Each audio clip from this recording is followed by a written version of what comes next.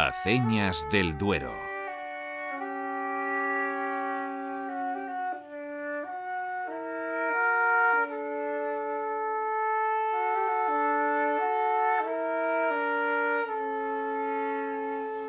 El término aceña proviene del árabe y hace referencia a la rueda de tipo vitruviano aplicada tanto al riego como a la molienda del trigo. Tras la invasión musulmana de la península y la difusión de este mecanismo hidráulico, el mundo cristiano se refiere a la aceña como el conjunto de edificaciones y mecanismos que en las orillas de los ríos permiten la molienda del trigo. Los molinos harineros situados en el cauce de un río cuya agua los mueve.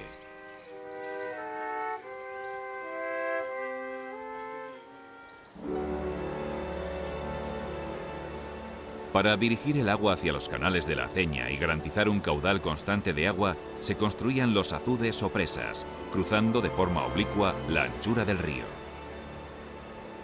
Como indica Ignacio González Tascón en su obra Los molinos y las aceñas, diversidad tipológica y criterios de emplazamiento, los azudes están diseñados para verter sobre su coronación el agua del río en época de crecidas. A veces se asentaban en un lecho de acarreos poco consistentes, por lo que se cimentaban ya en la Edad Media, empleando pilotes de madera hincados por percusión.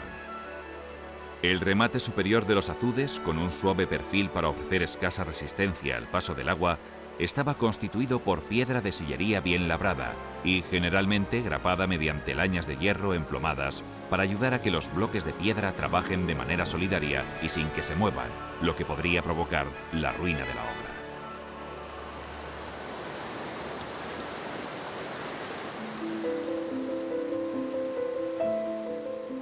La aceña disponía de canales de desagüe o aliviaderos por los que evacuar el exceso de agua, para evitar el fuerte empuje sobre la estructura del edificio, motivado fundamentalmente por las crecidas del río, pero garantizando un nivel regular del agua.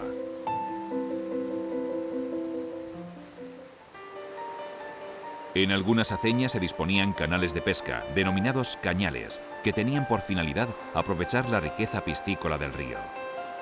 En estos canales se capturaban anguilas, barbos y truchas, disponiendo en el cauce del canal nasas en las que quedaban atrapados los peces del río.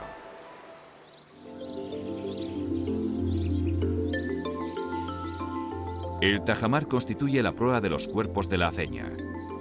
Como en los puentes, su finalidad es reducir al máximo el empuje sobre las fábricas, dividiendo el cauce del agua y encauzándolo hacia los canales. Hacen las veces de embudo que dirige y acelera la velocidad del agua, proporcionándole una mayor fuerza de empuje sobre las paletas de las ruedas.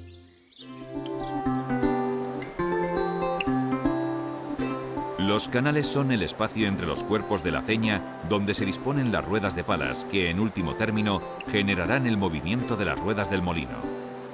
La corriente de agua que pasa por ellos se regula mediante compuertas.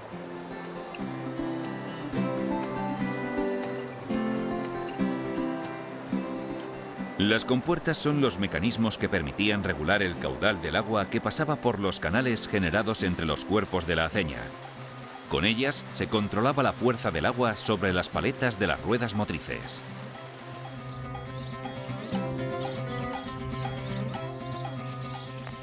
La rueda de paletas es el mecanismo que permitía el movimiento en los molinos que alojaban los cuerpos de la aceña. Basadas en la rueda vitruviana, las ruedas de paletas encontradas en las aceñas de Tordesillas, Toro y Zamora son de dos tipos. Unas, las más antiguas, constan de un núcleo central unido solidariamente a un eje horizontal de acero, el cual está constituido por un disco donde se disponen, radialmente, calles en las que se fijan brazos de madera. Sobre estos brazos se sujetan las tablas que configuran las palas, arriostrándose el conjunto de los brazos mediante barras de acero dispuestas en los extremos de los radios o brazos. Las otras, más modernas, son enteramente metálicas, con sus paletas de chapa algo curvadas, para favorecer el empuje del agua y mayor anchura que las que se resuelven con madera.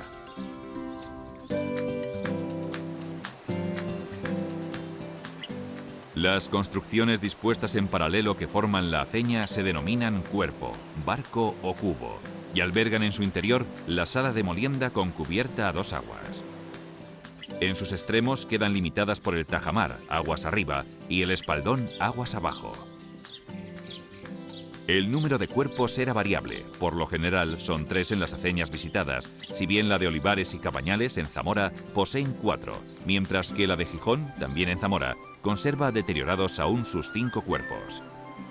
Pero sin duda el caso más notable es la del Vado en Toro, que aún conserva 2 de los 7 cuerpos que tuvo.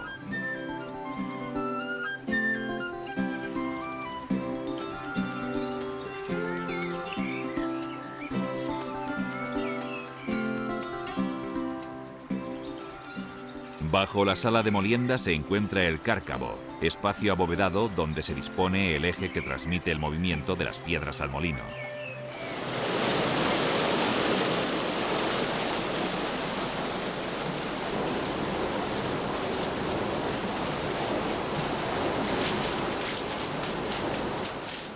Bajo el cárcavo, 2 ruedas dentadas, dispuestas perpendicularmente entre sí, permiten transmitir el movimiento desde la rueda de paletas hasta el molino.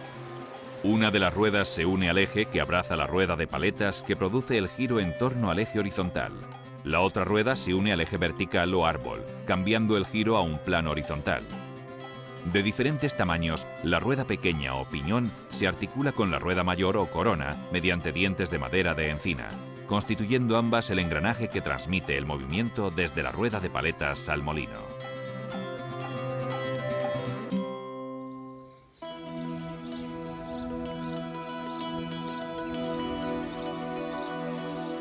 El antruegal es el espacio de cada uno de los cuerpos de la aceña, el lugar donde se situaba la entruesga o rueda dentada del molino. Constituye la parte principal de la aceña, ya que era el espacio que justificaba su construcción, donde la producción de la harina se hacía posible.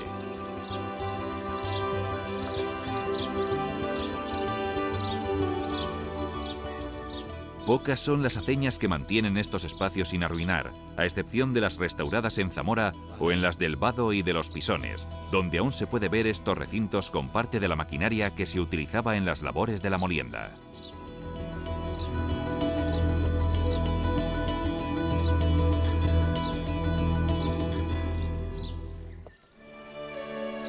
Junto al tajamar, el espaldón constituye la parte maciza de cada uno de los cuerpos de la aceña. El espaldón se sitúa en la parte posterior. Es de menor espesor que el tajamar. Situado aguas abajo, remata con su mole los cuerpos de la aceña. En muchas ocasiones su superficie escalona sus hiladas de piedra, disminuyendo en espesor a medida que sube en altura. A su vez, el espaldón convierte su coronación en el hastial de la cubierta a 2 aguas de la sala del molino. Su masa proporciona inercia al conjunto con la finalidad de dar estabilidad al cuerpo de la aceña e impedir que las turbulencias del agua, tras pasar por los canales, puedan llegar a descalzar el apoyo sobre el lecho del río.